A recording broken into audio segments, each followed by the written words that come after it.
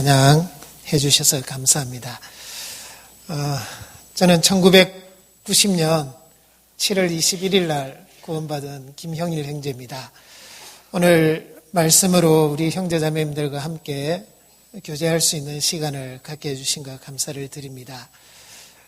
기도하기 전에요, 먼저 말씀 앞에 나올 때마다 꼭 가졌으면 하는 두 가지 마음을 말씀을 드리고 시작할까 합니다. 첫 번째는 기대하는 마음입니다. 항상 말씀 앞에 나올 때마다 하나님이 오늘 나에게 어떤 말씀을 주실까, 하나님이 주시는 말씀을 내가 꼭 얻어먹어야 되겠다라는 그 간절한 마음을 가지고 나왔으면 좋겠습니다. 시편 81편 10절에 보시면 내 입을 넓게 열라 내가 채우리라 라고 말씀하고 있습니다. 우리가 하나님의 말씀을 얻어먹고자 하는 간절한 마음이 크면 클수록 하나님께서 우리에게 더 많은 말씀으로 채워주실 것입니다. 그래서 말씀 앞에 나올 때마다 기대하는 마음 꼭 가지고 나오시고요. 또 한 가지는 기도하는 마음입니다. 우리가 배우는 이 하나님의 말씀은 성령의 감동하심으로 기록된 것입니다. 우리의 머리나 우리의 노력만으로는 하나님의 말씀을 온전히 깨우칠 수가 없습니다. 성령의 인도하심이 있어야만이 하나님의 말씀을 우리가 얻어먹고 우리의 영혼의 양식으로 삼을 수가 있는 것입니다. 그래서 말씀 앞에 나올 때마다 하나님께 이렇게 기도했으면 좋겠습니다. 하나님, 오늘 하나님의 말씀을 저에게 꼭 주시고 그 말씀으로 저를 교훈하시고 또 책망하시고 바르게 하시고 의로 교육해서 제가 하나님의 사람으로 더욱 온전케 해주시고 모든 선한 일을 행하기에 부족함이 없도록 도와주십시오 하는 그 기도하는 마음으로 함께 했으면 좋겠습니다. 말씀을 들을 때마다 배울 때마다 꼭 이 두 가지 마음 기억하시기 바라겠습니다. 외우기 쉽죠? 하나는 기대하는 마음, 또 하나는 기도하는 마음. 그 마음으로 말씀을 꼭 배우시면 감사하겠습니다. 같이 기도하겠습니다. 사랑과 은혜가 풍성하시고 자비로우신 아버지 하나님 참으로 감사드립니다. 우리를 죄악 가운데서 구원하시고 주님의 몸된 교회 안에 지체 삼아주시고 하나님의 나라와 영광을 위해서 살아갈 수 있도록 기회를 주심에 또한 감사드립니다. 우리를 통해서 이 복음이 국내뿐만 아니라 해외 여러 지역에 전해지게 해주시고 또 주님의 몸된 교회를 든든히 세워주심에 감사드립니다. 해외에서 수고하시는 많은 선교사님들과 또 그의 가족들 항상 하나님께서 지켜주시고 또 늘 함께 하셔서 하시는 일마다 주님이 앞서 행해 주심으로 주님의 모든 선한 일이 온전히 나타날 수 있도록 역사해 주시기를 간구드립니다. 또 우리 주변에 아직 이 복음을 깨닫지 못하고 살아가는 많은 영혼들이 있습니다. 그들에게도 우리가 담대하게 복음을 전하며 살아갈 수 있도록 저희들에게 늘 말씀과 성령으로 충만케 해주시고 하나님의 말씀을 담대히 전할 수 있는 지혜와 용기와 능력도 더하여 주시기를 간구드립니다. 오늘 주일을 맞이해서 전주교회 형제자매님들 하나님의 말씀 앞에 나왔습니다. 이 시간 하나님께서 우리 각 사람에게 합당한 말씀으로 채워주셔서 우리가 그 말씀으로 위로를 얻고 용기를 얻고 또 힘을 얻고 능력을 얻어서 하나님의 자녀로서 하나님의 사람으로서 더욱 온전히 살아갈 수 있도록 도와주시기를 간구드립니다. 이 전주 지역에 주님의 몸된 교회를 세워주셨사오니 우리 전주교회를 통해서 더 많은 영혼들에게 복음이 전해지고 또 더 많은 영혼들이 태어나서 하나님께 영광이 되도록 도와주시옵소서. 오늘 한 시간의 말씀을 통해서 주님께서 나타내시고자 하는 주님의 선하신 뜻을 온전히 나타내 주시기를 간구드립니다. 어떠한 행편에서든지 이 자리에 함께하지 못한 믿음의 식구도 있습니다. 주님께서 그 형편에 합당한 은혜로 함께하셔서 다음 시간에는 모두가 다 한자리 함께할 수 있도록 도와주시옵소서. 시종을 주 성령께 친히 의탁하오며 우리를 언제나 사랑하시는 우리 주 예수 그리스도 이름으로 기도드렸습니다. 아멘. 네, 다 같이 성경 잠언 4장 말씀을 찾겠습니다. 잠언 4장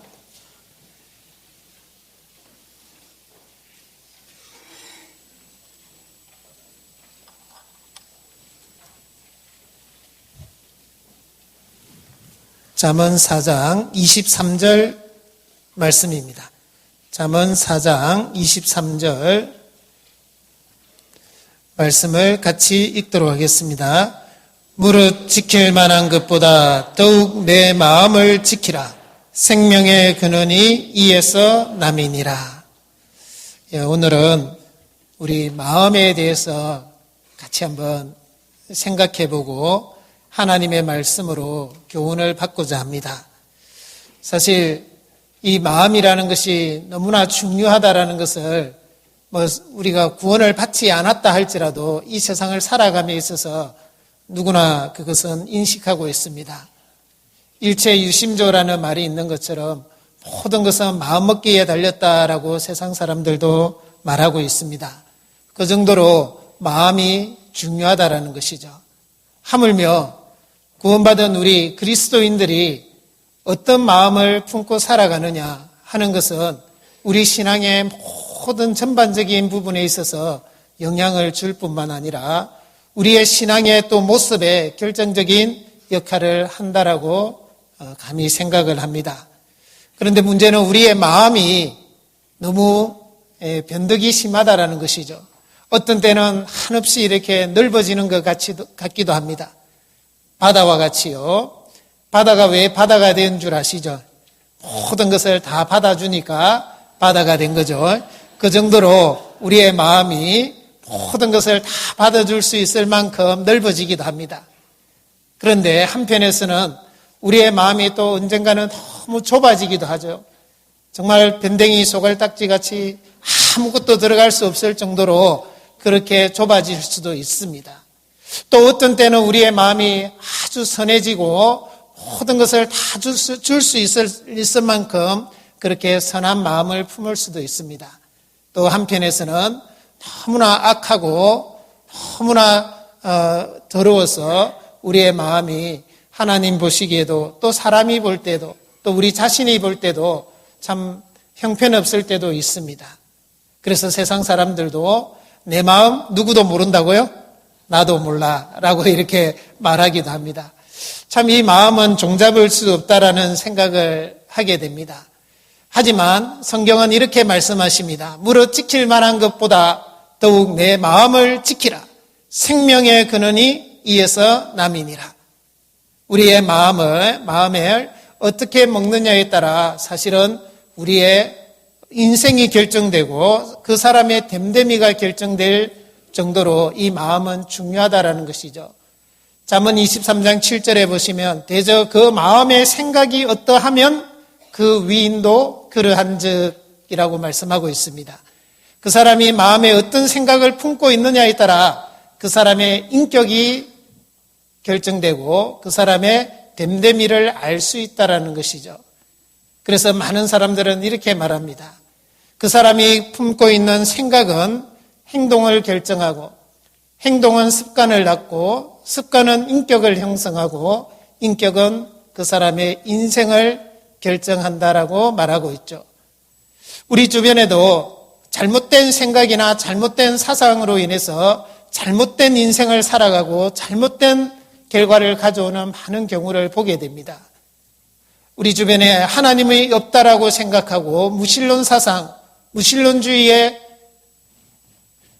많은 영향을 받아서 하나님이 없다라고 생각하면서 살아가다가 어느 날 죽음 앞에 어찌할 바를 모르고 아무 소망 없이 살아가는 많은 사람들, 그 불쌍한 영혼들을 우리가 바라볼 때 그들의 잘못된 생각과 잘못된 사상이 얼마나 끔찍한 인생의 결말을 가져오는지 우리는 엿볼 수 있습니다. 또 요즘 텔레비전이나 여러 가지 영상을 통해서 중동 지역의 IS라는 아마 이슬람 국가라는 기치 아래에 그들은 무고한 시민들을 총으로 폭탄으로 이렇게 무자비하게 죽입니다. 그리고 그들은 스스로 자폭 테러도 일삼기가 정말 부지기수입니다. 그렇게 하면서도 그들은 스스로 자기가 의롭다고 생각하고 또 순교자라고 여기고 있습니다. 얼마나 잘못된 생각과 잘못된 사상이 잘못된 인생을 낳는지를 우리는 엿볼 수 있는 것이죠. 그런 모습을 보면 우리는 안타까움을 금하지 않을 수 없습니다. 우리가 그리스도인으로서 이 땅에 살아가는 데 있어서도 이 마음을 지킨다라는 것은 그만큼 중요하다라는 것, 우리의 마음에 어떤 생각을 품고 살아가느냐, 이것이 얼마나 중요하다라는 것을 다시 한번 일깨우고 경각심을 가지는 그런 시간이 되었으면 좋겠습니다. 무릇 지킬 만한 것보다도 더욱 내 마음을 지키라 라고 하나님이 말씀하셨을 때 이 세상 우리가 살아가면서 지켜야 될 것들이 참 많습니다. 우리의 생명도 지켜야 되죠. 우리가 가지고 있는 건강도 지켜야 되고, 우리가 가지고 있는 재산도 지켜야 되고, 또 다른 사람과의 약속도 지켜야 되고, 또 법도 지켜야 됩니다. 하지만 그보다도 더 지켜야 될 것이 마음이다라는 것입니다. 왜 마음을 지켜야 되는 것일까요? 그런 것들보다도 훨씬 더 중요하기 때문에 그렇게 말씀하시는 것입니다. 생명의 근원이 이에서 남이니라. 그리고 하나님이 지키라고 하셨을 때는요, 지키지 않으면 문제가 있기 때문에 지키라고 하시는 것이죠. 창세기 2장 15절에 보시면 하나님이 아담에게 에덴 동산을 주시면서 다스리며 지키라라고 말씀하셨습니다. 아담은 에덴 동산을 잘 다스렸습니다.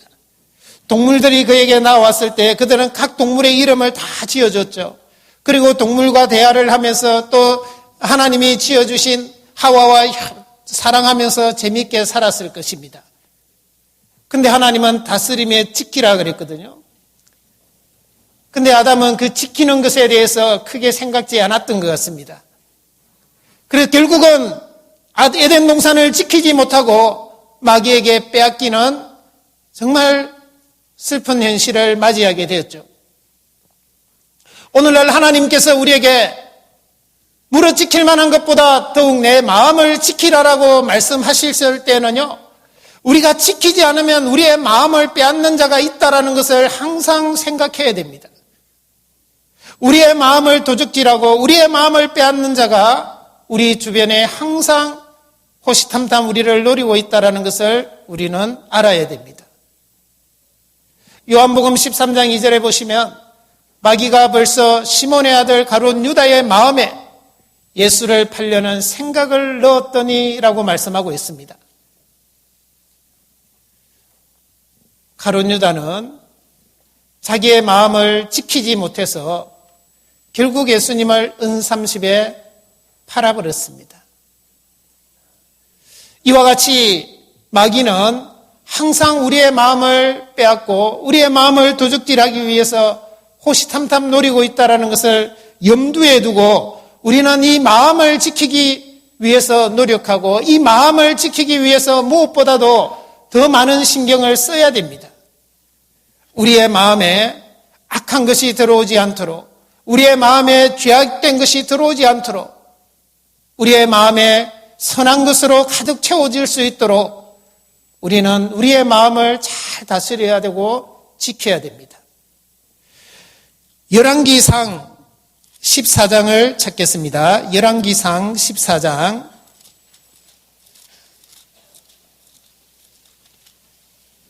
페이지 538페이지 열왕기상 14장 1절입니다. 1절 제가 읽어드리겠습니다. 그때에 여로보암의 아들 아비야가 병든지라. 13절입니다. 13절 말씀은 같이 읽겠습니다. 온 이스라엘이 저를 위하여 슬퍼하며 장사하려니와 여로보암에게 속한 자는 오직 이 아이만 묘실에 들어가리니 이는 여로보암의 집 가운데서 저가 이스라엘 하나님 여호와를 향하여 선한 뜻을 품었음이니라. 여로보암은 우리가 잘 알고 있는 사람 중에 한 사람입니다. 솔로몬이 죄를 지어서 결국은 그 아들 시대, 르호보암 시대 때 하나님이 남유다와 북이스라엘로 나뉘게 됩니다. 자, 북이스라엘의 초대 왕이 바로 여로보암이죠. 그런데 이 여로보암도 결국은 자기의 마음을 지키지 못하고 하나님을 섬겨야 될 그가 하나님을 버리고 우상을 섬기고 이스라엘 백성, 북이스라엘 백성들을 우상을 섬기도록 하는데 충동질을 했습니다. 결국은 하나님은 그 여로보암의 집을 멸문지하를 받게 만든다 그랬죠. 결국은 여로보암의 집이 바하사에게 멸문지하를 당합니다. 모든 여로보암에게 속한 자가 다 그날 죽었습니다. 죽기 얼마 전에 하나님은 이 아비야를 병들어서 죽게 만들었습니다. 우리가 볼 때는 슬픈 일이고 안 좋은 일처럼 보입니다. 그런데 하나님은 이 아비야를 병들어 죽게 만든 이유를 그가 하나님을 향하여 선한 뜻을 품었기 때문에 하나님이 그 마음을 지켜주시고 그에게 영광을 주셨다라고 말씀하고 있습니다. 오직 여로보암에 속한 모든 자 중에 이 아이만 열왕의 묘실에 들어갈 것이다. 그리고 이스라엘 백성들이 그를 슬퍼하면서 장사할 것이다. 열왕기상 8장 39절에 보시면 오직 주만 인생의 마음을 다 아심이니이다 그랬습니다.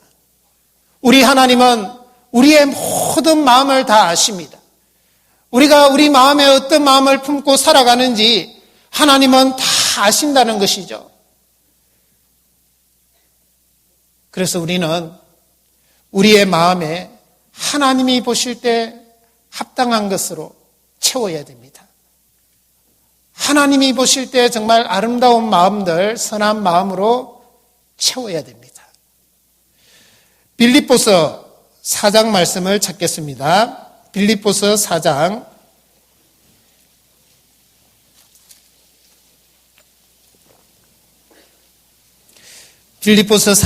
8절 말씀입니다. 8절 같이 읽겠습니다.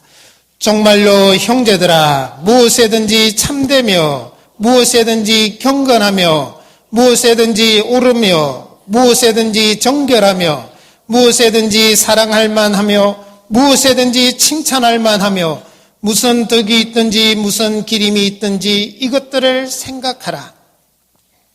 여기 있는 말씀처럼 우리의 마음에 하나님이 보실 때에 합당한 것, 하나님이 보실 때 참되고 하나님이 보실 때 경건하고 하나님이 보실 때 올바른 것, 그리고 하나님이 보실 때 정결하고 하나님이 보실 때 사랑할 만하고 칭찬할 만한 그러한 것들로 우리의 마음에 채워야 됩니다. 이것들을 생각하라 그랬습니다. 그래야만이 우리의 마음을 온전히 지킬 수가 있는 것입니다. 그래서 오늘은 주제를 그리스도인이 꼭 마음에 품었으면 하는 마음, 그러니까 그리스도인이 품어야 할 마음에 대해서 몇 가지 생각을 해보고자 합니다. 우리의 마음에 하나님이 보실 때 가장 합당한 것, 정말 참되고 경건하고 옳고 정결하고 사랑할 만하고 칭찬할 만하고 덕이 되고 기림이 될 만한 그러한 것들을 우리의 마음에 채웠으면 하는 것입니다. 먼저 우리의 마음에 어떤 것을 품었으면 좋겠는가?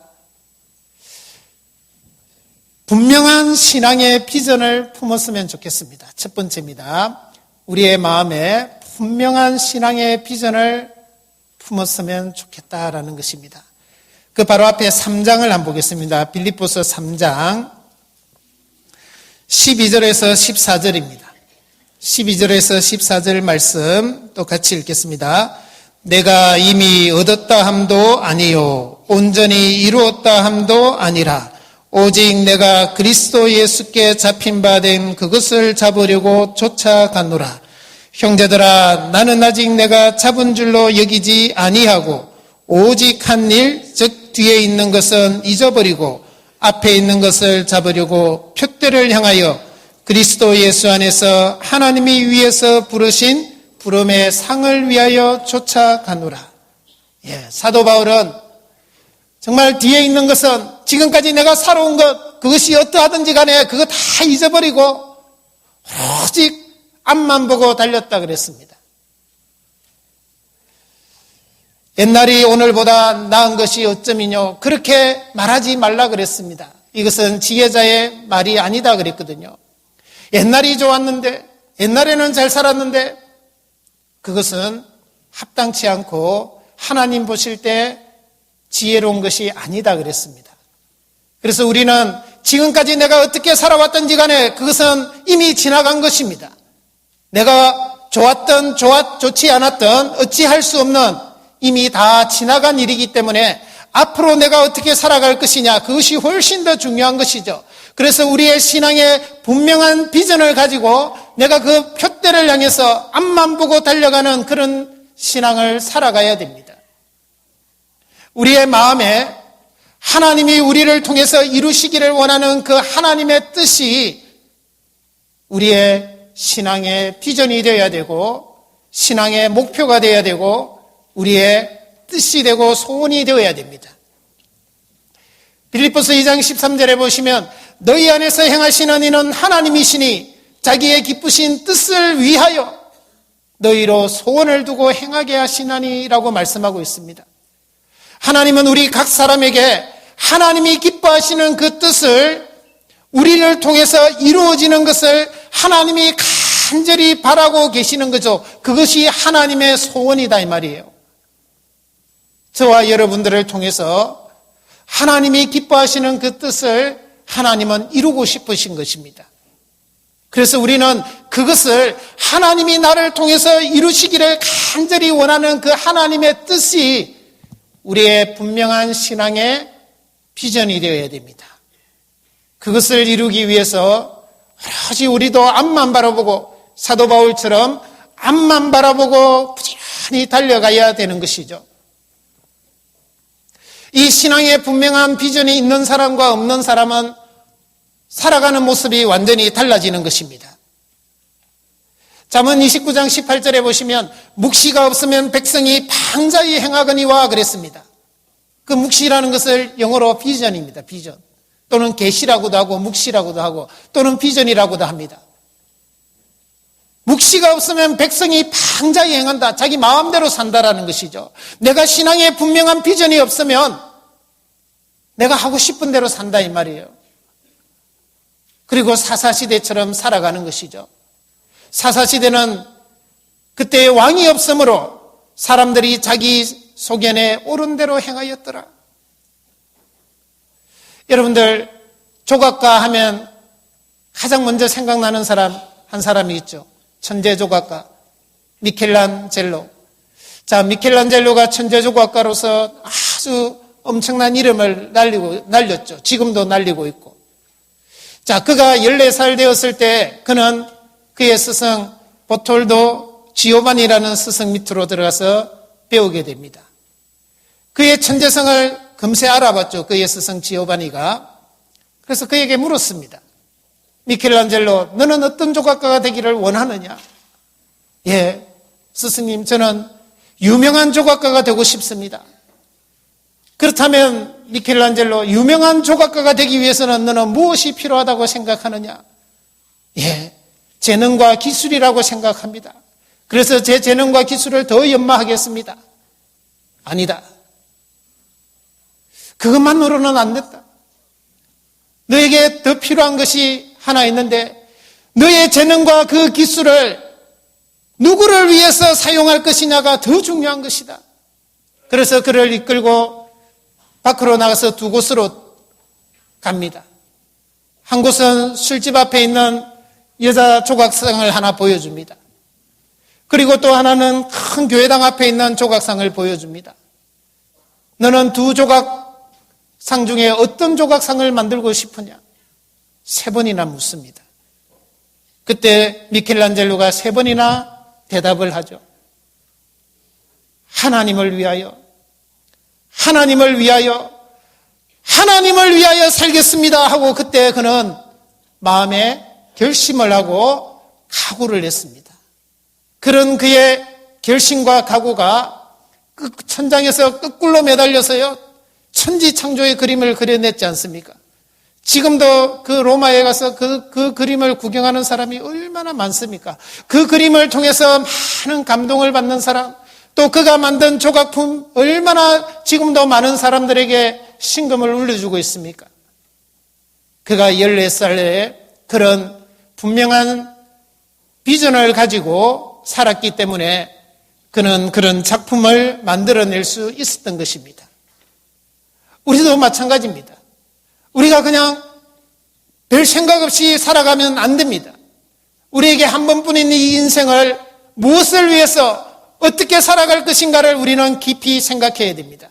우리는 먼저 개인적으로 신앙의 분명한 비전을 품어야 됩니다. 내가 어떤 그리스도인이 되어야 될 것인가? 내가 주님 앞에 가는 그날까지 나는 어떤 삶을 살 것인가? 이 문제는 우리 모두에게 정말 숙제입니다. 그런즉 너희가 먹든지 마시든지 무엇을 하든지 다 하나님의 영광을 위하여 하라 그랬습니다. 우리는 오로지 하나님의 영광을 위해서 살아야 됩니다. 그러나 그것에서 좀 더 구체적으로 우리는 어떤 그리스도인이 되어야 하나님께 더 영광이 될 것인가를 깊이 생각해야 됩니다. 성경에 많은 인물들이 나옵니다. 여러분들 성경의 인물들을 구체적으로 여러분들이 내가 이 인물을 닮은 그리스도인이 되어야 되겠다라고 비전을 품어도 좋습니다. 우리 조금 전에 같이 찬송했던 정말 하나님과 동행했던 에녹과 같이 정말 매일매일 하나님과 동행하는 그리스도인이 되어야 되겠다. 그것도 참 좋은 또 비전이 될 수 있습니다. 또 순종의 사람이라 그러면 아브라함, 또 예수님을 낳았던 마리아, 정말 순종의 어떤 대표적인 사람들이잖아요. 내가 그들과 같은 순종하는 그리스도인이 되어야 되겠다. 좋죠. 그리고 모세는 지면의 모든 사람 중에 온유함이 가장 승하였더라 그랬거든요. 온유하고 또 영도력이 있었지 않습니까? 그러니까 온유하고 영도력이 있는 모세와 같은 내가 그리스도인이 되었으면 좋겠다. 또 믿음으로 승리한 사람의 대표라 그러면 다윗입니다. 내가 다윗과 같이 믿음으로 승리해요. 하나님의 마음에 합한 그리스도인이 되기를 간절히 원하는 것도 좋습니다. 또 나는 전도하면 우리 사도 바울 생각날 겁니다. 내가 사도 바울 같이 전도에 내 인생을 정말 올인하는 그런 그리스도인이 되었으면 좋겠다. 또 우리 자매님들은 그 다비다 있잖아요. 다비다. 형제 자매님들 그도 소돔옷을 짚기 위해서 그렇게 헌신했는데 어느 날 죽었잖아요. 죽은데 형제 자매님들이 너무 아까운 겁니다. 나이 많아서 죽었는데도 너무 아까우니까 베드로를 불러서 결국은 다시 살려냈잖아요. 다시 살려내서 아마 더 헌신하다가 갔을 겁니다.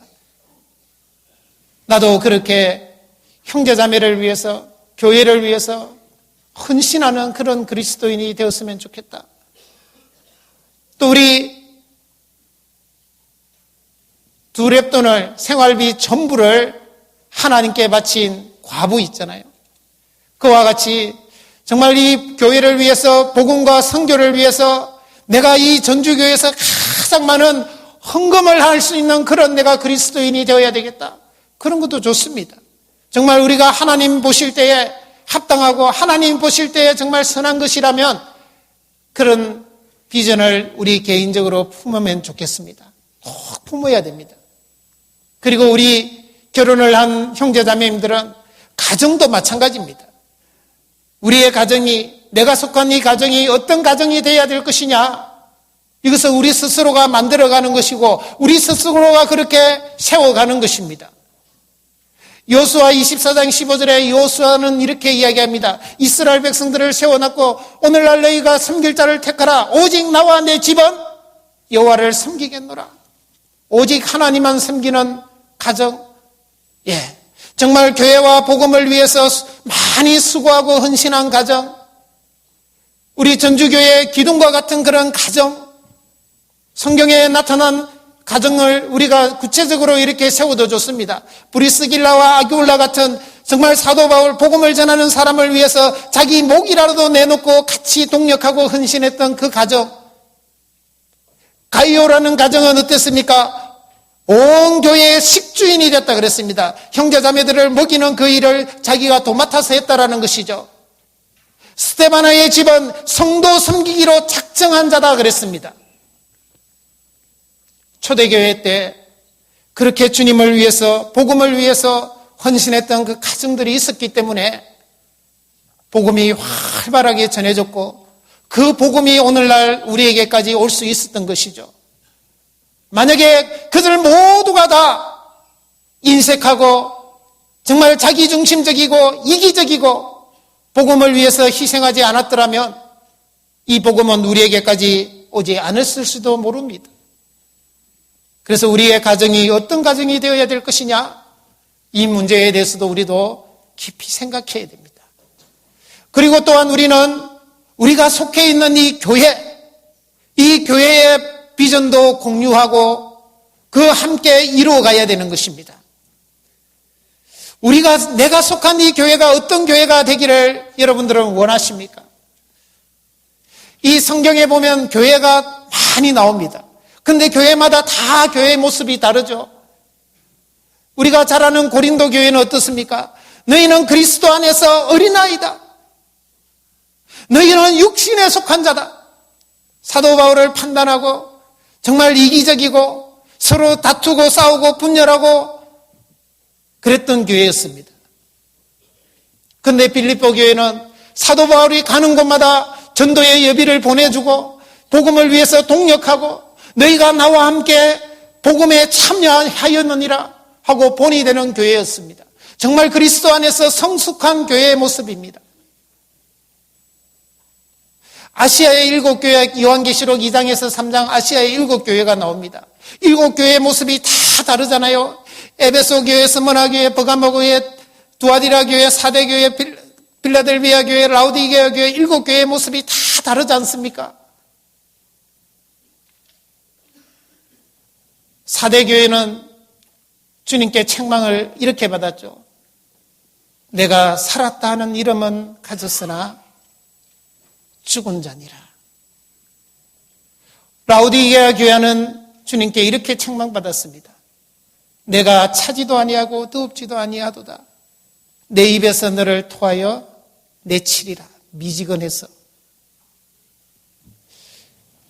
스무나 교회는 칭찬만 받았죠.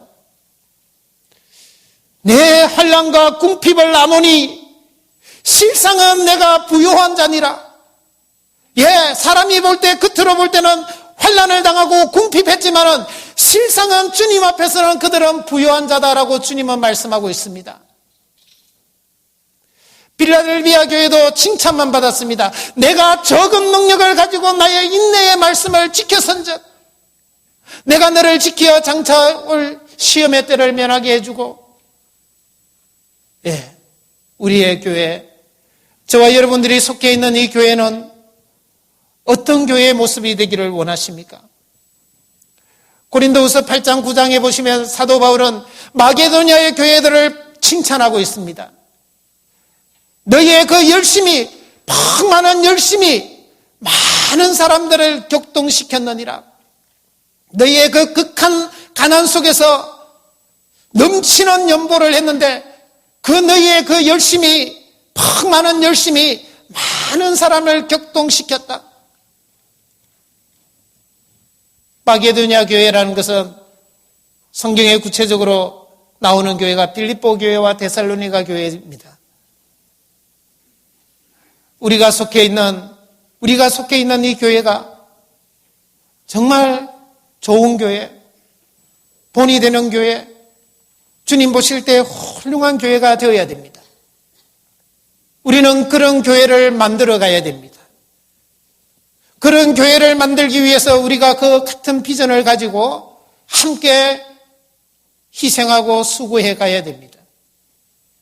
그래서 우리는 이 교회가 너무 소중하고 이 교회를 누구보다도 더 사랑하는 그런 형제자매들이 되셔야 됩니다. 시편 122편 6절에 보시면 예루살렘을 위하여 평안을 구하라. 예루살렘을 사랑하는 자는 형통하리로다 그랬습니다. 구약시대의 예루살렘은요, 오늘날 교회를 예표하는 것입니다. 교회에 대한 그림자입니다. 예루살렘을 교회로 이름을 바꿔도 틀림없습니다.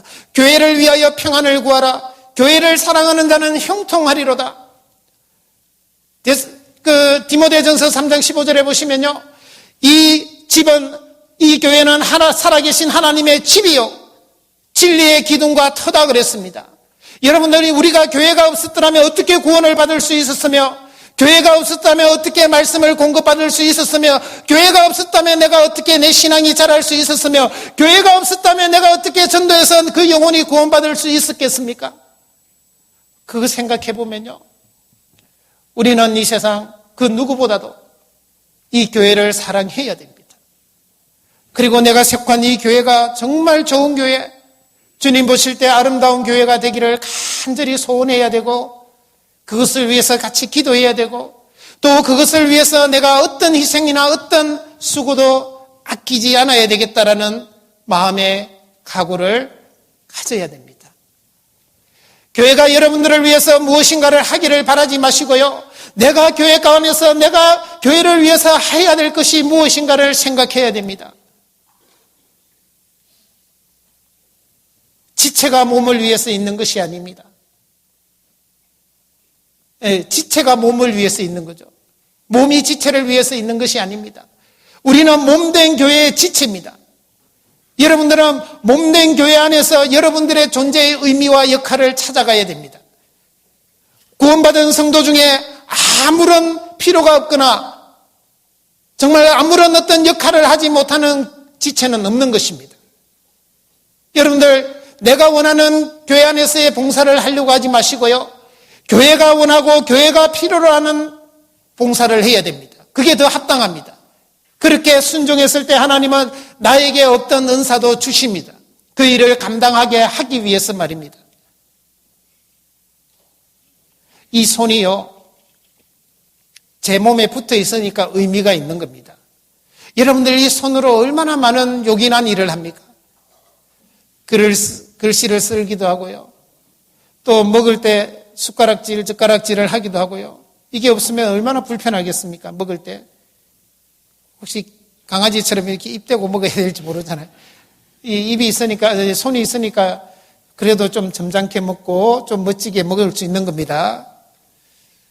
그리고 이 손이 있으니까 물건을 들 수도 있는 거죠. 그런 걸 생각해 보면 이 손이 얼마나 요긴하다라는 것을 우리는 알 수 있습니다. 그런데 이 손도 몸에 붙어 있으니까 그 역할을 하는 거죠. 이 손이 몸에 떨어지는 순간 이 손은 더 이상 의미가 없는 겁니다. 징그러운 거죠. 우리가 교회 안에 붙어 있을 때 그리스도인이라는 나 한 사람이 의미가 있는 것입니다. 우리는 그것을 찾아 발견해야 됩니다. 교회 안에서의 여러분들의 존재의 의미를 찾으셔야 됩니다.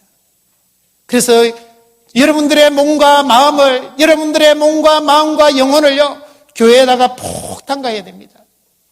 그리고 이 전주교회가 잘 되는 일이라면 내가 어떤 수고와 희생도 감수하겠다라고 다짐해야 됩니다. 교회를 위해서 내가 뼈를 묻겠다라는 마음을 해야 됩니다.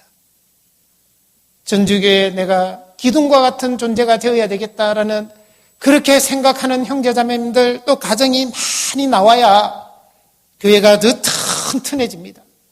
정말 음부의 근세가 무너뜨릴 수 없고 이 복음이 날로 전해지고 활발하게 전해지는 그런 교회가 될 수 있는 것입니다. 그런 교회를 만들고 싶지 않습니까?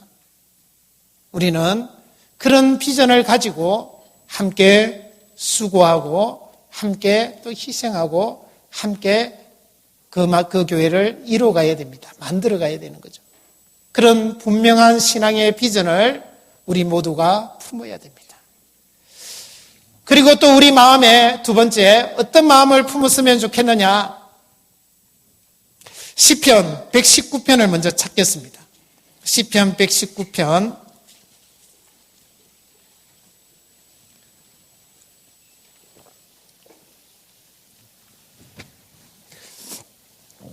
시편 119편 97절입니다. 97절 말씀 같이 읽겠습니다. 내가 주의 법을 어찌 그리 사랑하는지요. 내가 그것을 종일 묵상하나이다. 그리고 131절입니다. 131절도 같이 읽겠습니다.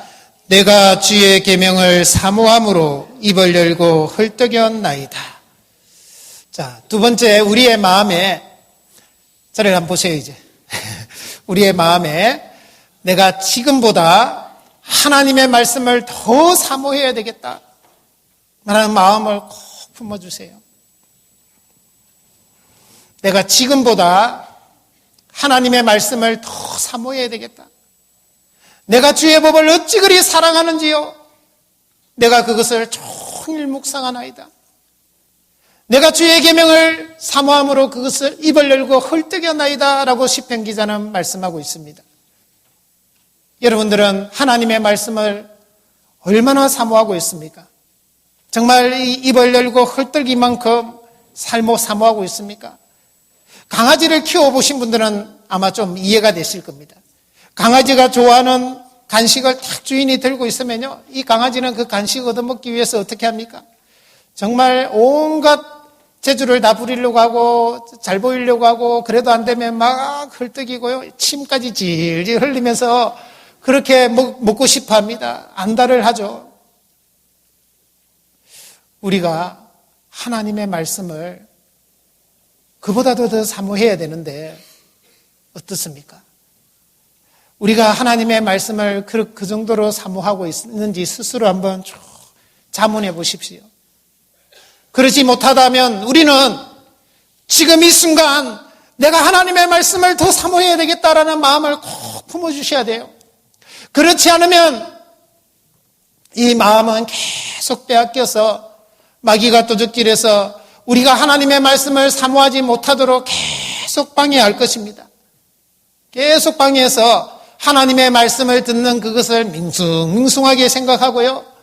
하나님의 말씀 듣는 것을 그냥 타성으로 여기고 이제는 더 이상 말씀을 통해서 감동도 얻지 못하고 변화도 얻지 못하고 그렇게 되어버리는 것이죠. 풍요 속에 빈곤이라는 말이 있잖아요. 여러분들 우리는 스스로 말씀을 많이 알고 있다고 착각할 수 있습니다. 교회적으로는 말씀이 풍성하게 전해지고 있지만은 우리 개인적으로는 말씀이 없어서 허덕이고 있을 수 있단 말이에요. 말씀이 꼭 필요한 순간에 나는 말씀을 떠오르는 것이 아니라 내 속에 자기 속에 옳은 대로 선택해버리는 겁니다. 우리는 내가 정말 말씀을 너무 모르고 있구나 라고 스스로에게 한번 생각해 봐야 됩니다. 내가 정말 하나님의 말씀을 너무 모르고 있구나. 그런 마음이 들어야 됩니다. 그래서 하나님의 말씀을 내가 더 알아야 되고 더 사모해야 되겠구나라는 그 마음을요, 자꾸 일깨워줘야 돼요. 일깨워 주셔야 됩니다. 우리의 신앙의 연수에 비해서 왜 우리의 신앙과 믿음은 그렇게도 자라는 것은 더딜까요? 그 이유가 무엇인 줄 아십니까? 우리가 하나님의 말씀을 대하는 태도에 달려있기 때문에 그렇습니다. 마가복음 4장 24절에는 뭐라고 말씀하고 있습니까? 너희가 무엇을 듣는가 스스로 삼가라 그랬습니다. 무엇을 듣는가? 나는 오늘 하루를 살아가면서 무엇을 많이 듣고 있는가? 하나님의 말씀을 많이 읽고 듣고 있는가? 아니면 텔레비전, 뉴스, 아니면 다른 친구들과 이야기? 너희가 무엇을 듣는가 스스로 삼가라 그랬거든요. 누가복음 8장 18절에는 너희가 어떻게 듣는가 스스로 삼가라 그랬습니다. 내가 하나님의 말씀을 어떻게 듣고 있느냐, 이건 참 중요합니다. 여러분들이 이 자리에 이렇게 앉아있지만은 그 여러분들의 마음은 저는 모릅니다. 그러나 하나님은 아시고 여러분들은 아십니다. 내가 이 말씀을 어떤 마음으로 어떤 태도로 듣고 있는지는 여러분들 스스로가 더 잘 아실 것입니다. 하나님의 말씀을 올바르지 않게 듣는 태도로 들으면 그 하나님의 말씀은 우리에게 결코 유익이 되지 않을 것입니다. 하나님의 말씀은 살았고 운동력이 있어 좌우에 날선 어떤 금보다도 예리하여 홍과 영과 및 관절과 골수를 찔러 쪼개기까지 해야 되는데 우리의 하나님의 말씀을 대하는 태도가요, 그냥 감상해버리고 하는 수준으로 끝나버린다면 그 말씀은 우리의 유익이 되지 않을 것입니다. 에스겔 33장을 찾겠습니다. 에스겔 33장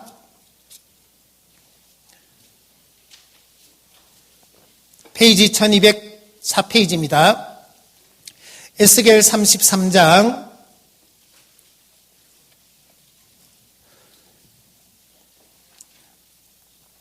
에스겔 33장 30절입니다.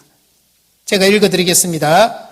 인자야, 내 민족이 담 곁에서와 진문에서 너를 의논하며 각각 그 형제로 더불어 말하여 이르기를 자, 가서 여호와께로부터 무슨 말씀이 나오는가 들어보자 하고 백성이 모이는 것 같이 내게 나아오며 내 백성처럼 내 앞에 앉아서 내 말을 들으나 그대로 행치 아니하니 이는 그 입으로는 사랑을 나타내어도 마음은 이욕을 좇음이라. 32절은 같이 읽겠습니다. 그들이 너를 음악을 잘하며 고운 음성으로 사랑의 노래를 하는 자 같이 여겼나니 내 말을 듣고도 준행치 아니하거니와.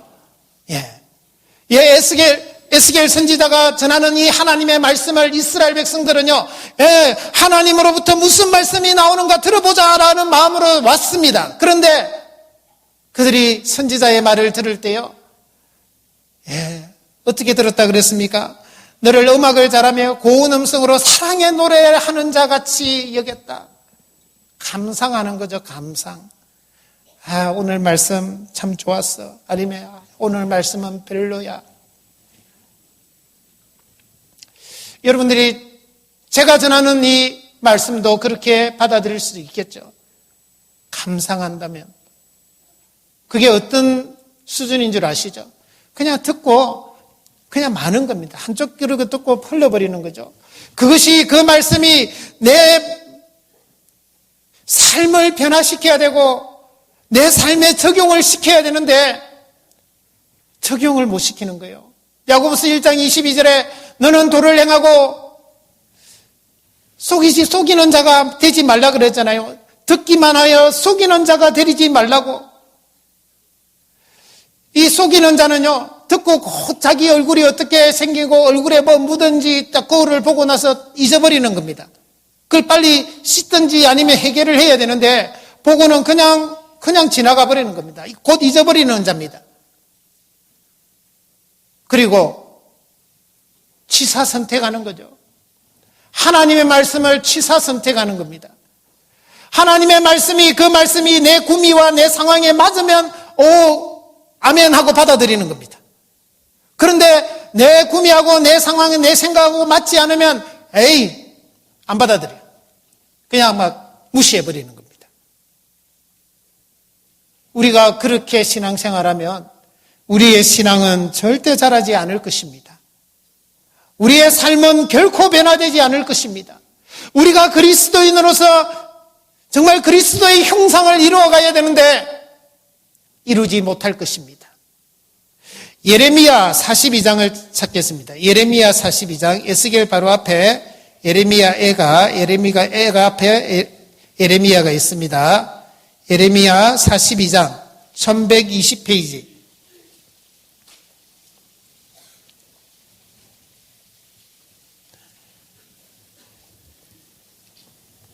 예레미야 42장 1절입니다. 이에 모든 군대의 장관과 가레의 아들 요하난과 호사야의 아들 여사냐와 백성의 작은 자로부터 큰 자까지 다 나와 3절 당신의 하나님 여호와께서 우리의 마땅히 갈 길과 할 일을 보이시기를 원하나이다. 선지자 예레미야가 그들에게 이르되 내가 너희 말을 들은즉 너희 말대로 너희 하나님 여호와께 기도하고 무릇 여호와께서 너희에게 응답하시는 것을 숨김이 없이 너희에게 고하리라. 그들이 예레미야에게 이르되 우리가 당신의 하나님 여호와께서 당신을 보내사 우리에게 이르시는 모든 말씀대로 행하리이다. 여호와는 우리 중에 진실무망한 증인이 되시옵소서. 우리가 당신을 우리 하나님 여호와께 보내면 그의 목소리가 우리에게 좋고 좋지 아니함을 물론하고 청종하려 함이라. 우리가 우리 하나님 여호와의 목소리를 청종하면 우리에게 복이 있으리이다. 예, 이스라엘 백성들이요, 이렇게 나와서 예레미야에게 이렇게 다짐도 하고 약속도 했어요. 그리고 그들은 잘 알았어요. 하나님 말씀대로 하면 우리가 복받을 것이다 하고 다 했어요. 그런데 예레미야가 하나님의 말씀을 전해줬습니다. 바벨론이 쳐들어오더라도 너희는 겁내지 말고 두려워하지 말고 도망가지도 말고 이 땅에 머물러라 그랬습니다. 그게 하나님의 답이었습니다. 그런데 그들은 당신이 하나님 말씀 전하는 게 아니라고, 그거 잘못된 거라고. 43장 한번 보겠습니다. 43장 2절, 호사야의 아들 아사랴와 가레야의 아들 요한난과 및 모든 교만한 자가 예레미야에게 말하여 가로되 내가 거짓을 말하는도다. 우리 하나님 여호와께서는 너희는 애굽에 거하려고 그리로 가지 말라고 너를 보내어 말하게 하지 아니하셨느니라. 이는 네리야의 아들 바룩이 너를 꼬덕여서 우리를 대적하여 갈대아인의 손에 붙여 죽이며 바벨론으로 잡아가게 하려 함이니라 하고, 이에 가레야의 아들 요하난과 모든 군대 장관과 모든 백성이 유다 땅에 거하라 하시는, 같이 읽겠습니다. 여호와의 목소리를 청종치 아니하고. 하나님 말씀 앞에 나올 때는 우리가 하나님 말씀대로 하겠습니다. 그 말씀이 우리에게 좋은 말씀이든 좋지 않은 말씀이든 우리가 그대로 하겠습니다. 그렇게 하면 우리가 하나님으로부터 복을 받을 것입니다 하고 그렇게 이야기해 놓고요, 하나님 말씀 정작 전해주니까 그거 거짓말이라고 자기 생각대로 해버리는 겁니다. 왜 그렇게 하는 걸까요? 왜 이런 일이 일어나는 것일까요? 답은 2절에 있습니다. 2절에 호사야의 아들 아사랴와 가레야의 아들 요하난과 및 그 다음에 뭐라 그랬죠? 모든 교만한 자가 예레미야에게 말하여 가로되. 왜 그렇게 했습니까? 교만하기 때문에 그렇습니다. 그들이 하나님의 말씀대로 하지 않고요, 아주 이기적이고 육신적이고 오롯이 세상적인 것에만 관심을 가지고 그게 자기하고 맞지 않으니까 하나님의 말씀을 그냥 거역해버리는 것입니다. 시편 107편을 찾겠습니다. 시편 107편. 시편 107편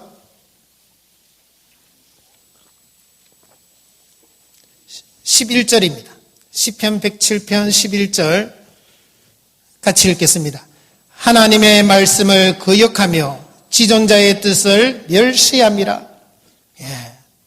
그들이 교만하고 그들이 정말 육신적이기 때문에요, 하나님의 말씀을 거역하고 지존자의 뜻을 멸시한다 그랬습니다. 여러분들, 우리가 하나님의 말씀을 감상하는 수준으로 들으면 안 됩니다. 이 하나님의 말씀이 나에게 탁 주어졌다면요, 그 말씀을 우리는 내 삶에 적용을 시켜야 됩니다. 적용을 시켜서 그것이 어떤 때는 나에게 책망이 되기도 합니다. 나를 정말 호되게 하나님이 구중하는 것일 수도 있습니다. 하지만 그것도 우리는 받아들여야 됩니다. 하나님은 그런 상황을 통해서 또 그런 여러 가지 형편을 통해서 우리의 신앙을 계속 자라게 하는 것이기 때문에 우리의 마음에 맞지 않는다 할지라도 우리가 순종하기를 계속 배워야 됩니다. 감상하는 수준에 머물고 있으면 안 된다는 것이죠. 또 하나님의 말씀을 우리가 잘못 배우는 태도 중에 하나가 뭐냐면요, 오늘날 살아가는 우리 그리스도인이 한번 경각심을 가져야 되는 부분입니다. 우리가 주일 말씀과 수요일 말씀에 자주 빠지는 이 문제는요, 심각하게 한번 생각해야 됩니다. 특히 형제자매님들이 많은 교회는요, 그것을 심상하게 여길 수도 있습니다. 제가 지역교회 작은 교회에 있을 때는요, 딱 보면 누가 안 왔는지 딱 보입니다. 한눈에 보입니다. 이렇게 딱 앉아 있어도 누가 빠졌구나, 그게 딱 보입니다. 한 100명 이하일 경우에는요, 그게 한눈에 다 보입니다. 근데 이렇게 이제 이게 몇 명 됩니까? 한 1000명 이렇게 돼버리면 누가 안 왔는지, 누가 웃는지도 이렇게 잘 안 보입니다. 그러다 보면 우리 스스로 주일날, 수요일날 하나님 말씀 배우는 것을 등한히 하고 빠지는 것을 심상하게 생각하면요, 신앙생활 제대로 할 수가 없습니다. 내 믿음이, 내 신앙이 변화되고 성장해야 되는데 불가능합니다. 여러분들, 우리가 이 말씀을 배우는 것을 정말 소중하게 여겨야 됩니다. 요한복음 1장 1절에 뭐라 그랬습니까? 태초에 말씀이 계시니라. 이 말씀이 하나님과 함께 계셨으니 이 말씀은 뭐라고요? 하나님이시니라. 이 말씀이 하나님이시라고 성경은 우리에게 선포하고 있습니다. 말씀이 하나님이세요. 말씀이 하나님이신데 그 하나님의 말씀을 배우는 것을 우리가 등한히 여기고 게을리하고 그것을 소중하게 생각지 않는다면 사무엘상 22장 30절에 있는 말씀처럼요, 하나님이 이렇게 책망하실 것입니다. 나는 나를 존중히 여기는 자를 내가 존중히 여기고 나를 멸시하는 자를 내가 경멸히 여기리라. 우리가 하나님의 말씀을요, 등한히 하고 배우기를 게을리하고 정말 배우는데 빠지고 그렇게 하면요, 하나님을 경멸히 여기는 거요, 하나님을 멸시하는 거요, 하나님을 멀리하는 것이요, 하나님을 등한히 여기는 것입니다. 신명기 32장을 찾겠습니다. 신명기 32장.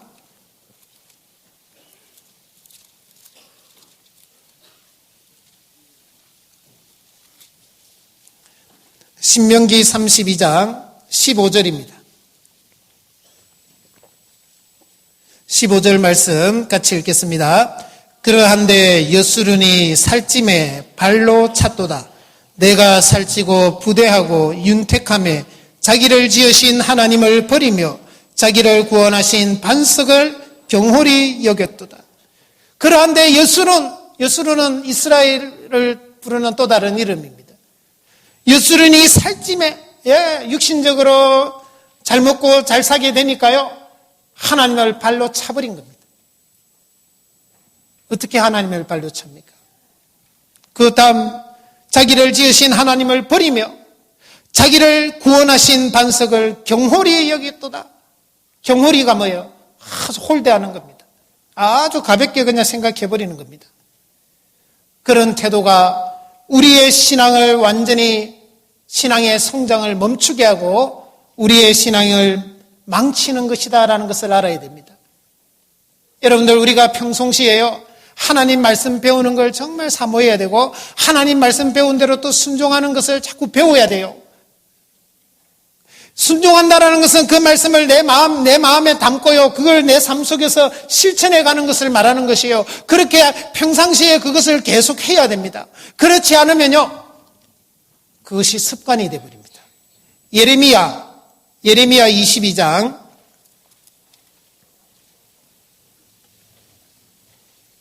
예레미야 22장 페이지 1085페이지 예레미야 22장 21절입니다. 21절 말씀 같이 읽겠습니다. 내가 평안할 때 내가 내게 말하였으나 내 말이 나는 듣지 아니하리라 하였나니 내가 어려서부터 내 목소리를 청종치 아니함이 내 습관이라. 이렇게 되면 안 되지 않습니까? 정말 우리가 하나님의 말씀을 감상하는 수준으로 듣고 또 우리가 하나님의 말씀이 전해지는 이 주일날 말씀, 수요일 말씀을 듣는 것을요, 빠지는 것을 등한히 하고 빠지는 것을 예사롭게 해버리고 이러면요, 습관이 됩니다. 그것이 바로 하나님을 경홀히 여기는 우리의 마음의 표현입니다.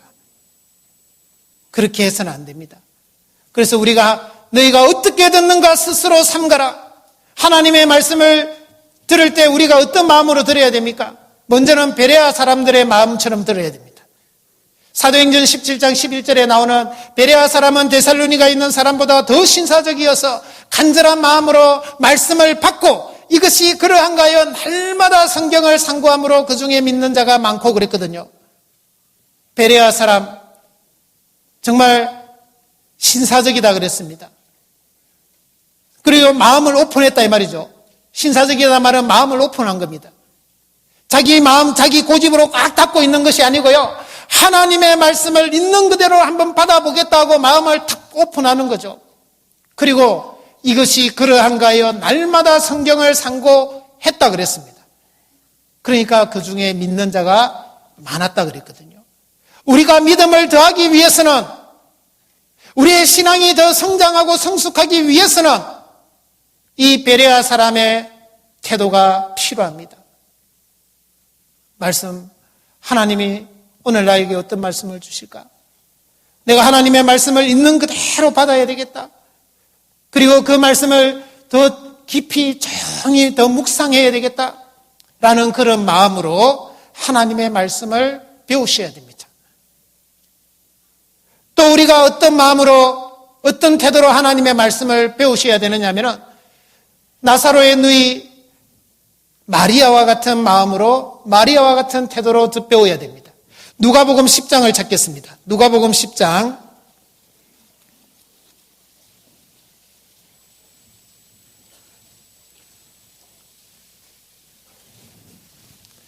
누가복음 10장 39절입니다.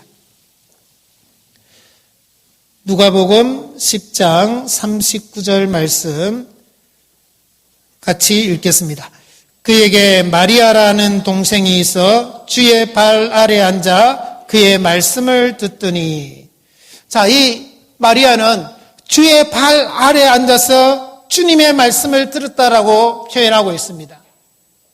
자, 주님의 발 아래에 앉아서 주님의 말씀을 듣는다. 이것은요, 그가 얼마나 주님의 말씀을 사모했는지에 대한 표현이죠. 증거죠. 그리고 그가 얼마나 적극적으로 하나님의 말씀을 배웠는지를 우리는 엿볼 수 있습니다. 이런 마리아와 같은 마음, 마리아와 같은 이런 태도가 우리에게 절실하게 필요합니다. 내가 하나님의 말씀을 정말 사모하고 하나님의 말씀을 듣기에 적극적인 자세를 가지고 가능하면 앞자리에 앉아서 딱 들어야 됩니다. 주의 발 앞에 앉았다 그랬으니까 뒷자리에 계신 분들 죄송합니다. 가능하면 조금 일찍 와서 앞자리에 탁 앉아가지고요 배우셔야 됩니다. 우리의 마음을 위해서라도 그렇게 해야 됩니다. 이 마리아가 그래서 어떻게 했습니까? 예수님의 장사를 준비한 유일한 사람이 되었잖아요. 그가 예수님에게 향유옥합을 탁게 들어서 예수님의 장사를 위해서 유일하게 실천했던 사람이 다 이 마리아잖아요. 다른 사람은 향유고 다 준비했는데 나중에 예수님 부활해버렸잖아요. 드리고 싶어도 못 드렸단 말이에요.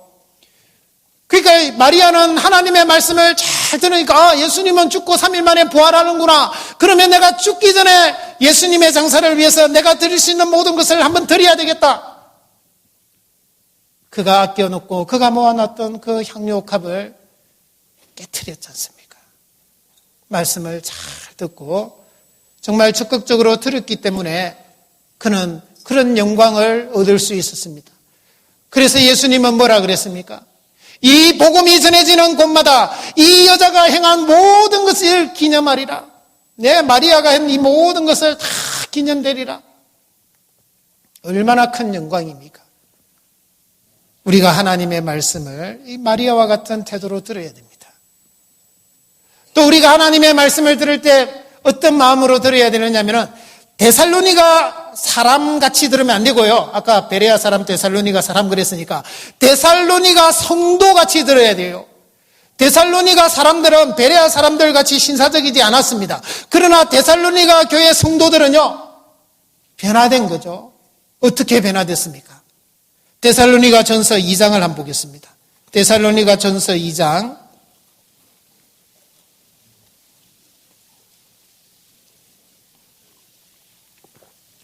2장 13절 같이 읽겠습니다. 이러므로 우리가 하나님께 쉬지 않고 감사함은 너희가 우리에게 들은 바 하나님의 말씀을 받을 때에 사람의 말로 아니하고 하나님의 말씀으로 받음이니 진실로 그러하다. 이 말씀이 또한 너희 믿는 자 속에서 역사하느니라. 예, 데살로니가 사람들은 베레아 사람들만큼 신사적이지 않았습니다. 하지만 그들이 구원받고 나서는 이렇게 바뀐 거죠. 사도 바울이 전하는 그 하나님의 말씀을 받을 때에 그들이 사람의 말로 하지 아니하고 하나님의 말씀으로 받음이니 진실로 그러하도다. 이 말씀이 너희 믿는 자 속에서 역사하느니라. 네, 하나님의 말씀으로 받은 거예요. 하나님이 나에게 주시는 말씀이구나. 그 하나님의 말씀으로 딱 받으니까요, 이 말씀이 너희 믿는 자 속에서 역사한다 말은 일한다, 움직인다, 활동한다라는 뜻이죠. 살아서 움직이는 겁니다. 그 말씀이 우리의 마음과 생각과 우리의 삶을 변화시키는 것이죠. 이런 태도가 필요합니다.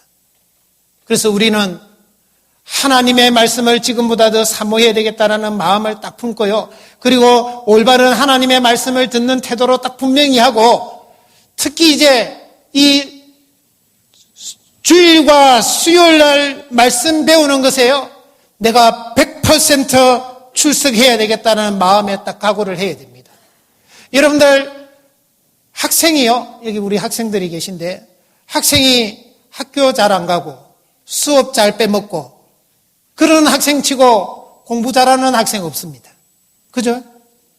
죄송합니다. 여러분들이 그렇다 말이 아니에요. 예, 그런 학생이 있다면, 그런데 우리가 하나님의 말씀을 잘 안 듣고 자주 빼먹고 그렇게 하는데 어떻게 우리의 신앙이 자라며 우리가 훌륭한 그리스도인이 될 수 있느냐 말이에요. 그거 불가능한 거예요. 그게 모순이에요. 절대 안 되는 겁니다. 마귀는요, 우리가 마음껏 하나님 말씀 듣도록 가만히 냅두지 않습니다. 마귀는 어떻게 하든지 우리가 하나님의 말씀을 듣지 못하도록 우리의 마음을 계속 시험할 겁니다. 여러분들이 그래, 내가 오늘부터 이제는 주일날 말씀 100%, 수요일 말씀 100% 들어야지 딱 마음 먹는 순간요, 마귀는 여러분들에게 시험을 갑니다. 따라랑 전화가 와가지고요, 야, 다음 주일날 누구 결혼식이야, 와야 돼. 또 얼마 있다가 누구 칠순이야, 꼭 너가 와야 돼, 주일날. 여러분들 어떻게 하실랍니까? 우리가 집안 대소사를요 다 챙기면서 하나님의 일을 하나님의 사람으로서 살아가는 것은 불가능합니다. 그럴 때는요, 꼭 안 가봐도 되는 사람이면 그냥 송금만 하세요. 돈만 보내주세요. 그러면 더 좋아합니다. 네. 꼭 가봐야 될 사람이면요, 저는 그렇게 생각합니다. 저희 친척들, 저희 가족들한테요, 주일날 하면 무슨 일이 있어도, 제가 목사 되기 전에도요, 무슨 일이 있어도 못 간다라는 걸 알아요. 아예 그렇게 만들어 놓습니다. 그러면 주일날 그런 행사를 정하고 그런 행사를 하면요, 자기들이 우리한테 미안해해야 됩니다. 그렇게 만들어 놔야 됩니다. 그러면 안 가도 당연하다라고 생각을 하고요, 꼭 가봐야 되면 그 첫날 가든지 그 다음날 가든지 하여튼 어느 날 주일날 빼고 가면 됩니다. 꼭 주일날 가야 되겠습니까? 그 한 끼 좋은 식사 안 해도요, 하나님이 안 굶어 죽게 하세요.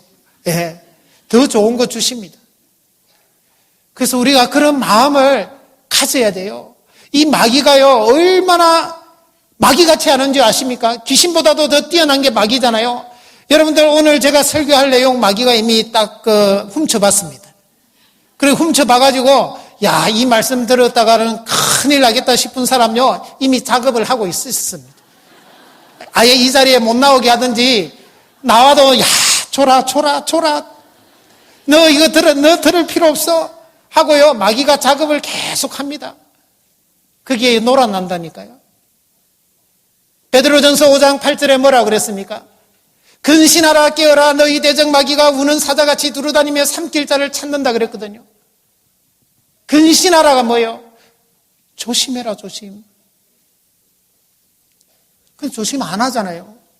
우리가 경각심을 가지고 이게 마귀가 나에게 주는 시험이구나. 내가 이겨내야지. 내가 마귀에게 농락당하지 않아야지. 그렇게 딱 차단을 시켜야 되는데 그래 이번 한 번만 빠지지 뭐. 또 어떤 사람은 이렇게 생각합니다. 나보다 먼저 구원받은 사람도 빠지던데 내가 안 빠지는 거 어때? 에베소서 4장 27절에요. 마귀로 틈을 타지 못하게 해라 그랬잖아요. 마귀가 다 틈만 보이면요 삐집고 들어오는 겁니다. 그렇게 해서 어떻게 하든지 주일 말씀, 수요일 말씀 자주 못 참석하도록 그렇게 방해를 한단 말이에요.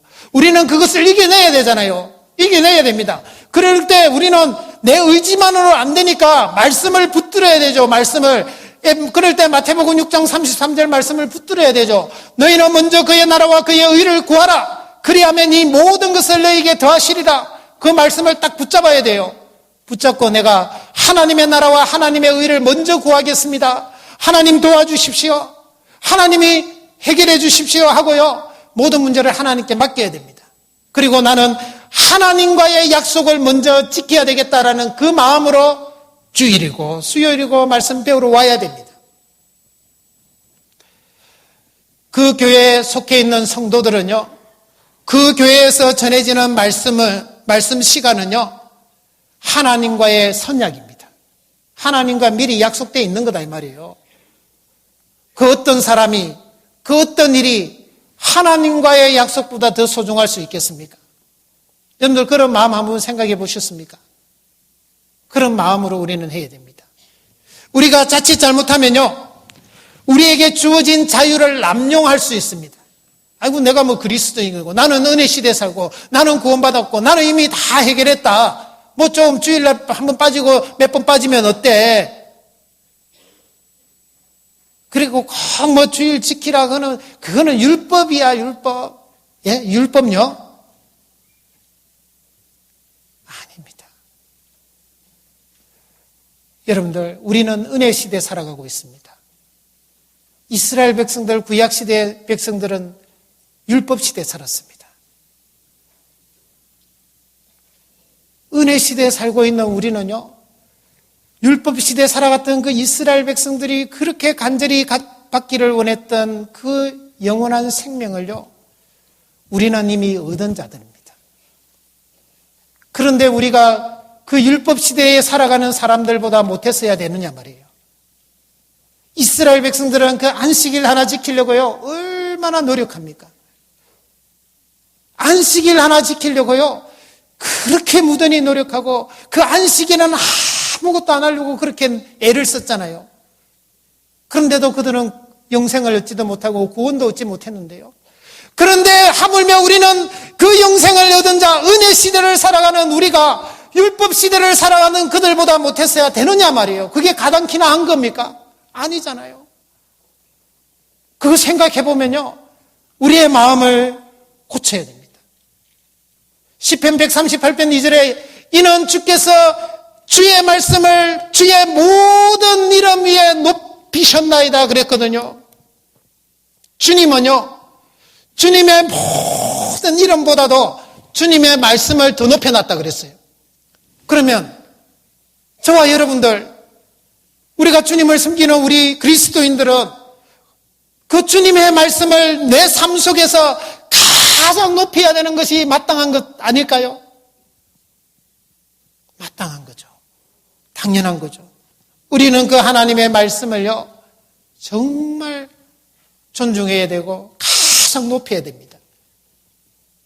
역대하 20장 20절에 보시면 남유다 네 번째 왕 여호사밧이요, 유다와 예루살렘 백성들을 향해서 이렇게 외칩니다. 너희는 여호와를 신뢰하라. 그리하면 견고히 서리라. 그 선지자를 신뢰하라. 그리하면 형통하리라. 네, 하나님과 하나님의 말씀을 전하는, 그 하나님의 말씀을 전하는 자를 우리는 더 존중해 줘야 되고, 그리고 신뢰해야 되고, 또 모든 좋은 것들을 함께하고, 또 그에게 순종하고 복종하듯이 해야 됩니다. 그래야 우리가 하나님의 말씀을 온전히 우리의 것으로 삼을 수 있고 또 우리의 신앙이 달라질 수 있는 것입니다. 그렇지 않고 그것을 좋지 않는 태도로 계속하면요, 결국은 자기만 손해봅니다. 그래서 우리의 마음에 내가 지금보다 하나님의 말씀을 더 사모해야 되겠다라는 그 마음을 탁 이렇게다가 그냥 불도장을 확 찍어버리시면 좋겠는데요. 하여튼 그렇게는 안 되니까 확 심어주세요. 누가 아무도 빼가지 못하도록요, 꽉 박아버려요. 못을 세게 박듯이요, 박아버려야 됩니다. 그리고 세 번째요, 우리 마음에 어떤 마음을 품었으면 좋겠느냐. 예레미야 10장을 찾겠습니다. 예레미야 10장.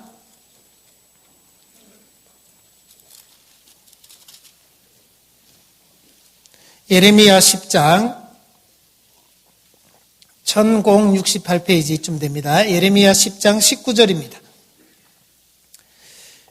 예레미야 10장 19절 같이 읽겠습니다. 슬프다 내 상처여 내가 중상을 당하였도다. 그러나 내가 말하노라 이는 참으로 나의 고난이라 내가 참아야 하리로다. 저를 또 한번 보세요. 자, 우리 마음에 이 예레미야와 같은 마음을 꽉 품어야 되는데요. 그게 뭡니까? 예레미야가 하나님의 말씀을 전하다가 중상을 당했어요. 그러면 우리 마음에 어떤 마음이 생깁니까? 우리의 감정이 갑자기 내가 죄짓다가도 아니고 내가 내 개인적인 사소한 일을 보는 것도 아니고 하나님의 말씀을 전하는데 내가 중상을 당하다니 하나님 이럴 수가 있습니까? 하고 원망하고 불평할 수 있겠죠. 근데 예레미야는 참 대단한 그리스도인임에 틀림없습니다. 이는 참으로 나의 고난이라 내가 참아야 하리로다. 이 마음을 우리가 좀 품었으면 좋겠습니다. 고난을 달게 받겠다라는 그 마음을 꼭 품어주세요. 우리가요, 신앙생활을 해나가다 보면 많은 고난을 당합니다. 시편 34편 19절에 있는 말씀처럼요, 의인은 고난이 많으나 여호와께서 그 모든 고난에서 건지시리로다. 예, 의인은 고난이 많습니다. 우리가 어떤 데는 내가 그 이유도 원인도 내가 그 뜻도 헤아리지 못할 그런 고난도 받기도 합니다. 왜 하나님이 계신데 우리에게 이런 많은 고난이 주어지는 것일까요? 그것은요, 아까 빌립보서 2장 13절에 있는 말씀처럼 너희 안에서 행하시는 이는 하나님이시니 자기의 기쁘신 뜻을 위하여 너희로 소원을 두고 행하게 하신다 하는 그 말씀 때문입니다. 하나님은 우리를 통해서 이루시고 싶은 하나님이 기뻐하시는 뜻을 심어두셨습니다. 이것이 우리의 삶 속에서 이루어지기를 간절히 소원하고 있다 그랬잖아요. 그런데 우리의 신앙이 어린 상태에서는 결코 그것을 이룰 수가 없습니다. 그걸 이루기 위해서는 우리의 신앙이 계속 자라야 됩니다. 자라지 않으면 안 되기 때문에 그 자라게 하는 수단이 바로 고난이라는 것입니다. 하나님은 우리의 신앙이 부지런히 자라기를 원하십니다. 왜요? 우리를 통해서 하나님이 이루시고자 하는 그 하나님이 기뻐하시는 뜻을 꼭 이루고 싶어서 그런 거예요.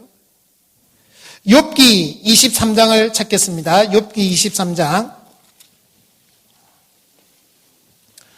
욥기 23장 13절 14절입니다. 욥기 23장 13절 14절 같이 읽겠습니다.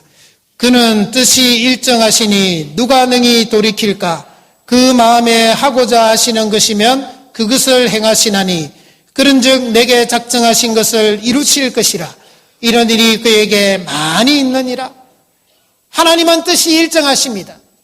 하나님이 마음에 하시고자 하시는 것은 반드시 하십니다. 그러므로 그런즉 내게 작정하신 것, 나에게 작정하신 것도 하나님이 이루시기를 원하시는 거예요. 이런 일이 그에게 많이 있느니라. 하나님은 그렇게 우리의 삶을 통해서 하나님의 뜻을 이루고 가시는 것입니다. 그래서 우리에게 필요한 것은 이 고난을 어떻게 받아들여야 될 것이냐. 이것이 아주 중요하죠. 그 고난을 어떻게 받아들이느냐의 그 마음에 따라요, 우리의 신앙이 완전히 달라집니다. 우리의 인생도 완전히 달라집니다. 여러분들, 진주가 어떻게 만들어지는 줄 많이 들으셨죠? 진주 속에 이물질이 탁 박히면요, 밖에서 만들어진다는 것을 여러분들 익히 알고 계실 것입니다. 그런데 그거 아십니까?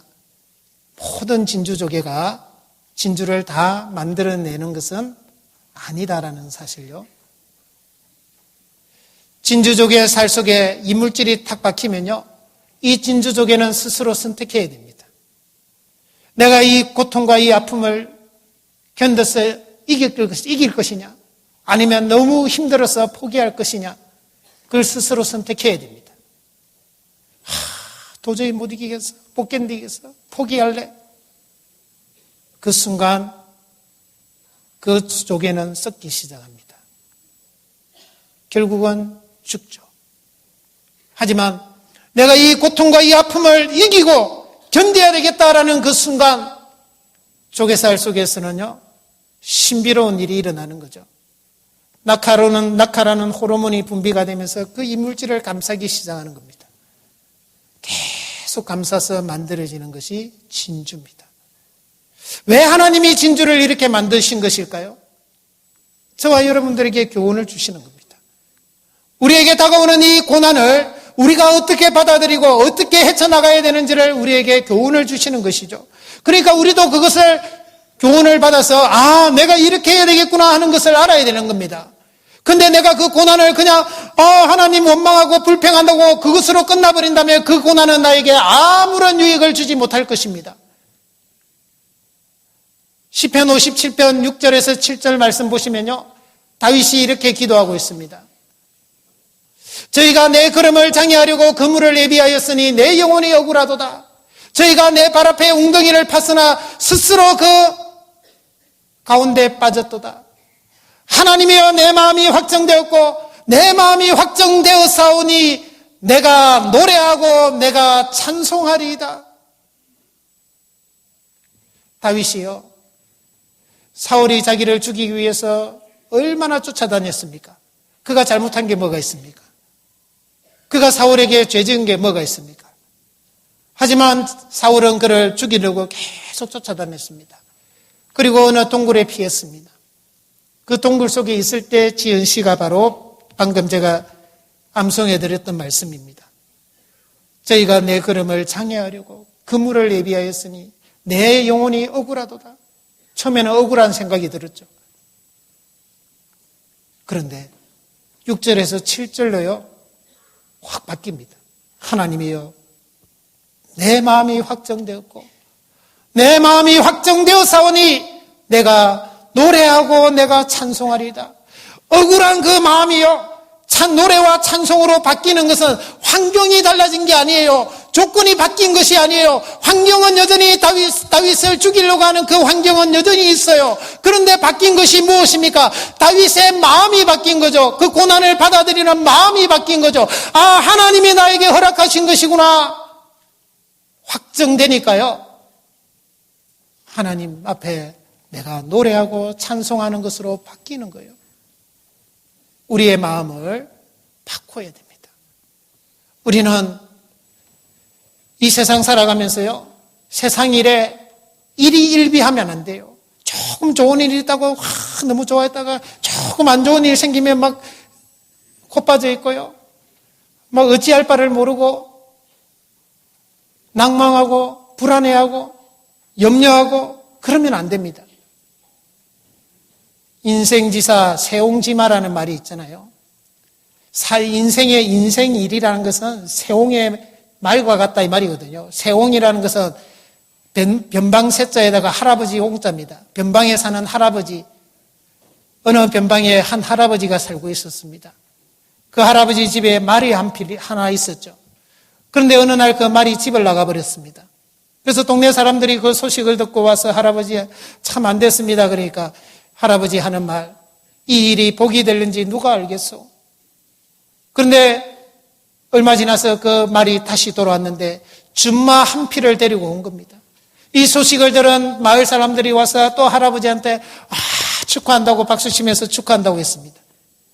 근데 할아버지는 근심 어린 얼굴로요, 이 일이 화가 될는지 누가 알겠느냐고 근심하는 겁니다. 그러다가 몇 달 후에요, 자기 아들이 말타기를 좋아하는 자기 아들이 그 준말을 타다가 말에서 떨어져서 다리가 부러져서 장애를 입게 된 겁니다. 그 소식을 들은 마을 사람들이 또 찾아와서 할아버지 위로했습니다. 안 됐습니다. 어쩌다가 이런 일이. 그 할아버지 이 일이 복이 될는지 누가 알겠소? 그러다가 1년 후에 그 나라에 큰 전쟁이 일어났죠. 그 마을 젊은이들이 다 전쟁터에 소집돼 가지고 가서 대부분 다 죽었습니다. 그런데 이 할아버지 아들은 다리를 다친 바람에, 장애를 입은 바람에 전쟁터에 끌려나가지 않았고 결국은 오래 살았다라는 이야기입니다. 인생지사 세옹지마라는 말이 그래서 나온 거죠. 네. 여러분들, 우리에게 일어나는 일 중에 이 일이 잘 될지, 저 일이 잘 될지, 이 일이 복이 될지, 저 일이 화가 될지 우리는 모릅니다. 그게 정답이죠. 우리는 모릅니다. 그러니까 우리는 하나님께 의지하고 하나님께 맡기고요. 정말 하나님 나에게 주신 이 고난을 내가 달게 받겠습니다. 하나님이 나에게 이 고난을 복으로 바꿔주세요 하고 하나님께 온전히 맡겨야 됩니다. 이 고난은 결코 불행이 아닙니다. 고난은 하나님의 축복을 품고 있는 알과 같다고 그렇게 표현하잖아요. 그 고난을 우리는 잘 품어서요, 하나님이 주시는 축복으로 바꿔가야 되는 거죠. 사무엘상 1장에 한나라는 여자가 나오잖아요. 분나라는 여자가 그를 심히 격동해서요, 마음이 번민하더라 그랬습니다. 얼마나 괴로웠으면요. 그런데 한나는 그것을 인간적인 방법으로 해결하지 않았습니다. 남편이 자기를 더 사랑한다고 남편한테 일러바쳐서 그 여자를 쫓아내라고 하지도 않았고요. 그래, 니 죽고 나 죽고 한번 해보자 해가지고 머리채 해서 싸우지도 않았고요. 그리고 그 고난이 힘들어서 피하지도 않았잖아요. 그래, 보따리 싸들고 내가 친정 가야 되겠다 안 했잖아요. 어떻게 했습니까? 그 괴로운 마음, 자기 스스로도 슬픈 여자다 그랬잖아요. 그 괴로운 마음을 하나님께 확 쏟아냈잖아요. 막 눈물을 흘리고 울면서 통곡하면서 서원하면서 막 하나님께 쏟아냈잖아요. 하나님, 저에게 아들을 하나 주십시오.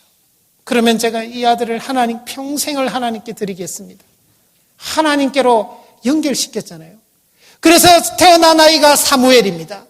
여러분들, 오늘날 우리에게 하나님이 주시는 그 고난을 우리가 잘 품으면요, 그것을 복음과 연결시켜 보세요. 그러면 제2의 제3의 사무엘이 우리를 통해서 태어날 것입니다. 그것을 우리는 기대하고요, 이 고난을 잘 견뎌내야 됩니다. 자, 마지막으로 한 구절 보고 마치겠습니다. 빌립보서 1장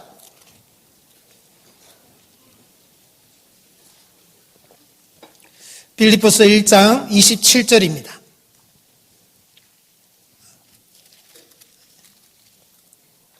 빌립보서 1장 27절 같이 읽겠습니다. 오직 너희는 그리스도 복음에 합당하게 생활하라. 이는 내가 너희를 가보나 떠나 있으나 너희가 일심으로 서서 한 뜻으로 복음의 신앙을 위하여 협력하는 것과. 자, 그 다음에 29절도 같이 읽겠습니다. 그리스도를 위하여 너희에게 은혜를 주신 것은 다만 그를 믿을 뿐 아니라 또한 그를 위하여 고난도 받게 하심이라. 예, 우리가 그리스도를 믿고 구원을 받은 우리는 은혜만 받은 것이 아닙니다. 하나님이 우리에게 고난을 주시는 거예요. 그 고난을 복음과 연결시키세요. 복음의 신앙에 합당하게 생활한다는 말은요, 내가 받는 이 고난을 복음과 연결시키고 복음을 위해서 내가 지금 고난을 받는 것이다. 복음을 위해서 우리가 더 고난을 받기를 원해야 됩니다. 이 고난을 잘 품어서 제2의 제3의 사무엘이 정말 하나님께 귀하게 쓰임받는 영적인 아들이 태어날 수 있도록 우리는 그것을 기대하고 바라고 이 고난을 이겨내야 됩니다. 이는 참으로 나의 고난이라. 내가 참아야 하리로다. 오늘 우리의 마음에 대해서, 우리의 마음에 어떤 마음을 품었으면 좋겠는가 하는 이 마음에 대해서 같이 생각을 해봤습니다. 그래서 우리의 마음에 3가지 말씀드렸는데 꼭 그 마음을 품고 더욱 살아가고 우리가 하나님께 더 귀하게 쓰임받는 우리 모든 분들이 되시기를 바라겠습니다. 같이 기도하겠습니다. 주님 은혜 감사합니다. 오늘도 저희들에게 주께서 말씀을 주셨습니다. 이 배운 말씀을 우리 마음판에 더욱더 새겨서 우리의 삶 속에서 우리의 마음과 생각과 우리의 삶을 변화시키는 하나님의 능력이 나타나도록 도와주시고 우리가 더욱 순종하며 살아가서 하나님의 형상을, 그리스도의 형상을 더욱 이루며 살아가는 저희들이 되게 해주시옵소서. 우리를 통해서 하나님께서 이루시고자 하는 모든 선한 일을 우리가 다 이룰 수 있도록 주님께서 도와주시고 은혜를 더하여 주시기를 간구드립니다. 또 이곳에서 우리 교회를 세우고 형제자매들을 섬기는 그 일을 위해서 수고하시는 우리 서도숙 목사님, 그리고 가족들, 그리고 모든 또 전도인들, 정말 그 일을 위해서 더 헌신하고 그 일을 잘 감당할 수 있도록 주님께서 지혜와 능력을 더하여 주시기를 간구드립니다. 우리 전주교회가 더 주님 보시기에 합당한 교회, 또 주님의 뜻을 온전히 이루며 살아가는 교회가 되기를 간절히 소원하며 우리를 언제나 사랑하시는 우리 주 예수 그리스도 이름으로 기도드렸습니다. 아멘.